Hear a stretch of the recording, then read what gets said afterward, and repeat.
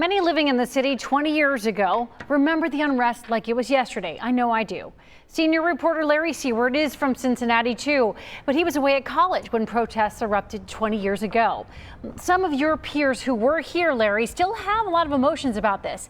And when asked to share their perspective, you heard something that you did not expect. Yes, Tanya, we heard inspiration that has little to do with the collaborative agreement that politicians cheer.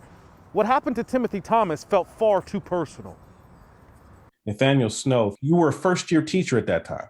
I was. Yeah. What do you remember? During that time period, it's kind of as a Black man, you kind of live on edge because, you can easily, get pulled over. You have to make sure that if you're driving, you make sure you don't have to, it's kind of like, bring no attention to yourself. Jason Dunn, you were a student at UC.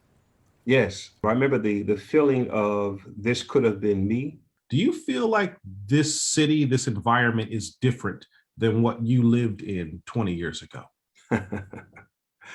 I think we have to be honest with ourselves. I believe that the collaborative was a flag in the ground for the city and, frankly, in the country. It has never been done before. And the facts are that there are not a lot of diverse representatives on boards within our corporations here in the city.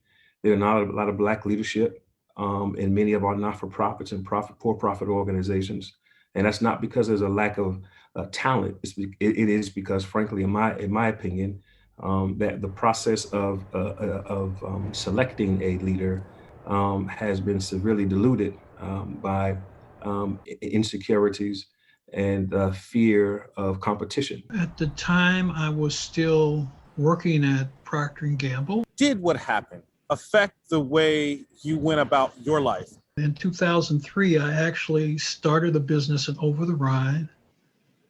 And the intention of the business was primarily to hire people who look like me and give them skills that they could use and turn into a career, And I think that incident was one of the reasons. I am currently the principal at South Avondale School. Back in 2001, I was fresh out of grad school, and it was my first year teaching.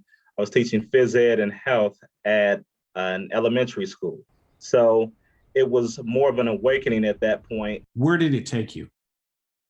It took me to a place where I actually went back to a second master's program in order to pursue education administration, knowing that I could make an impact on a broader scale. Do you think we are in a better place? I believe we are in a better place in that we're able to have more of a voice. Once we see value in one another, we'll be at a point where we can truly take steps together as opposed to moving in separation.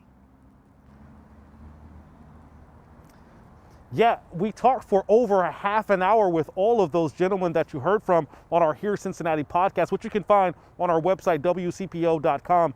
All of them, Tanya, looking back at Timothy Thomas's death, say it was life-changing.